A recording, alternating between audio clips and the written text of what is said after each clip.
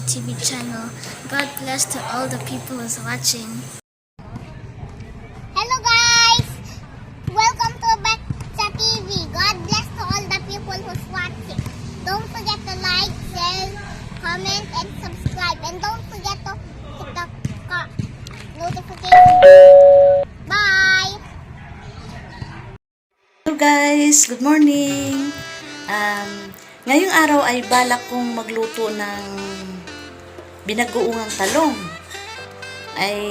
Kasi mayroon ako ditong leftover na fried chicken. Naisip ko na siguro mas maganda kung haluan ko siya ng alamang at bibili ako ng talong.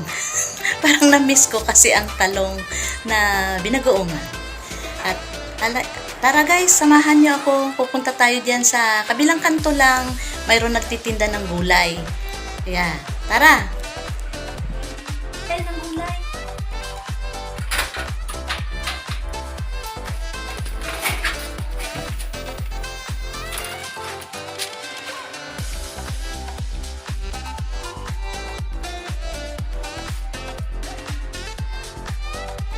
A few moments later.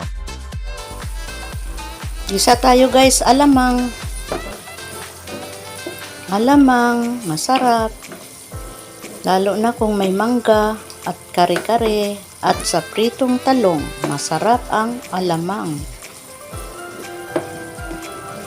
Ginisa ko siya sa bawang, sibuyas, luya, kamatis, at nilagyan ko siya ng sili na green at suka at kunting asukal. Wow, ang sarap ng alamang natin. Yan, yummy alamang.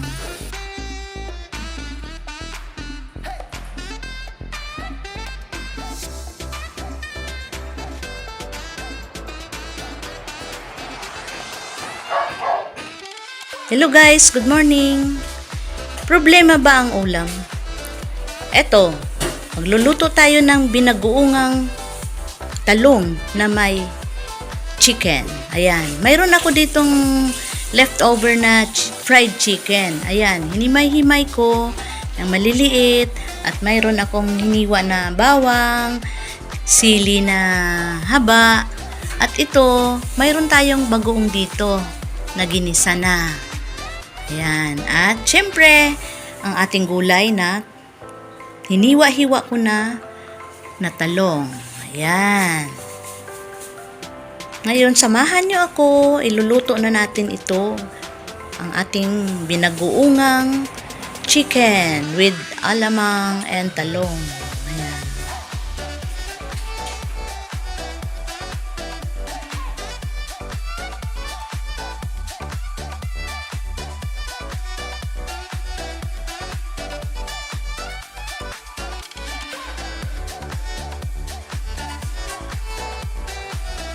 Ito guys ang ating mga sangkap sa ating binagoongang chicken with talong.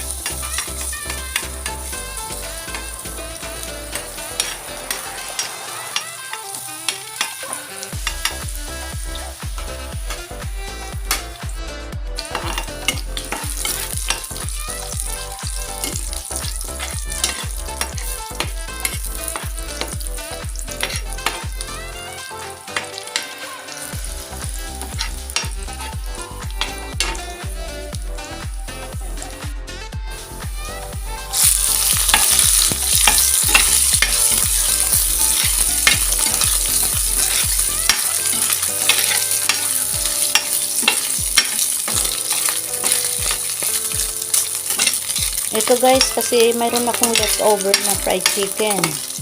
Kaya ito, hinimay-himay ko na maliliit. Ito, igigisa natin siya sa bawang. Para haluan natin ng alamang at talong. Para masarap.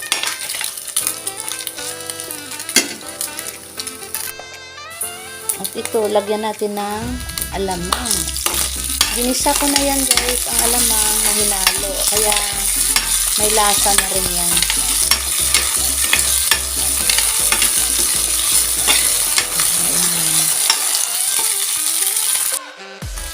Isunod na rin natin ang ating talong. Ayan. Itong talong, hiniwa ko ng maliliit, bahaba.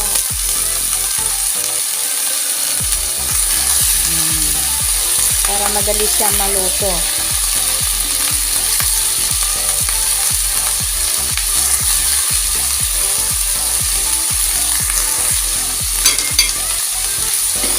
Guys, haluin lang. Haluin lang mabuti para malagyan lahat ng bagoong ang ating hiniwa-hiwa na talong. Ang bango.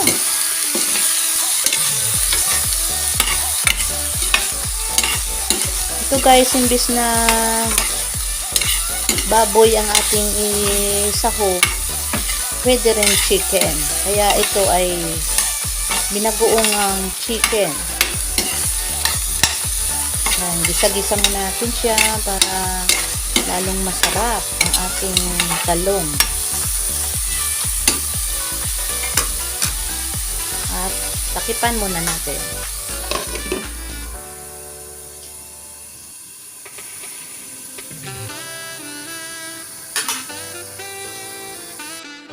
Check natin. Ayan, nagisa-gisa na. Bango talaga. Mukhang ang sarap na. Subukan nyo guys magluto nito pag may mga leftover kayo dyan na fried chicken.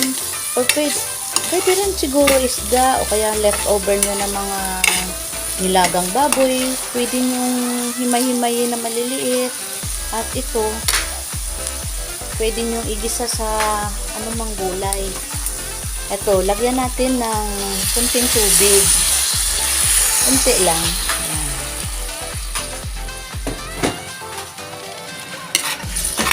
Para medyo may sarsa naman tayo.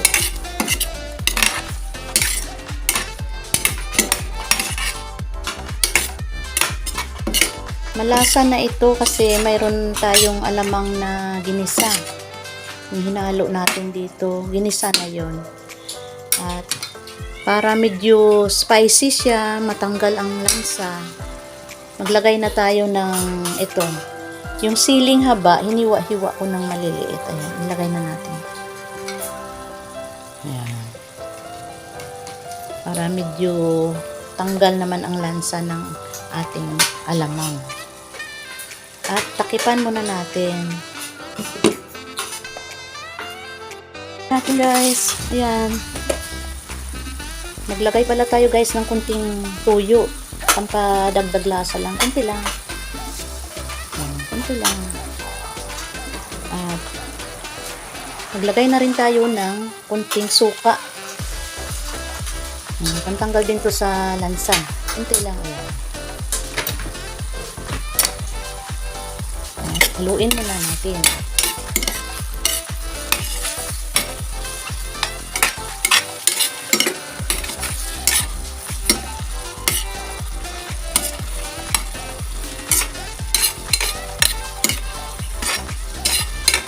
Ito ay simpleng luto lang na binagoong chicken.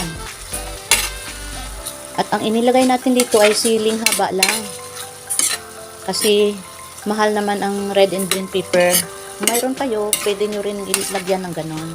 Red and green pepper. Kaya kung para makaminos, makatipid tayo, siling haba na lang ilagay natin. Ayan guys. Ito, hayaan muna natin lumambot ang ating gulay. Lagyan na rin natin siya ng paminta. Yan, may white paper pa ako dito na natira. Deeper. Guys, hayaan muna natin maluto ang ating gulay.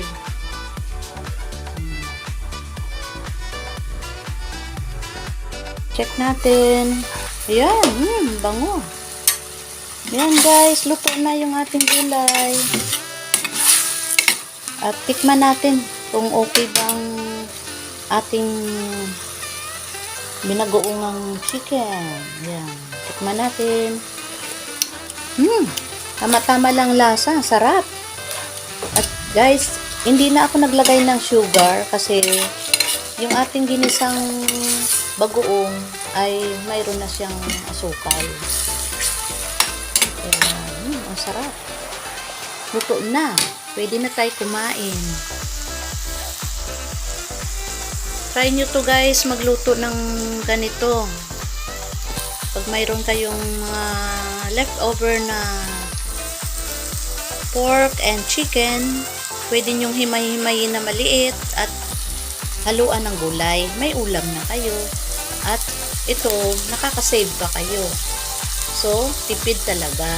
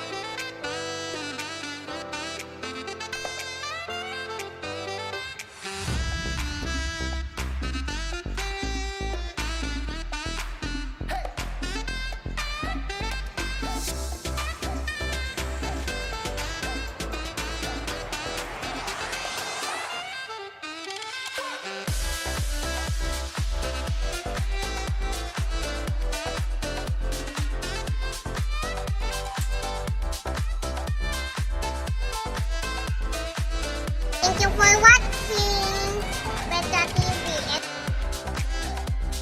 Thank you for watching. Make sure to like, subscribe, and share.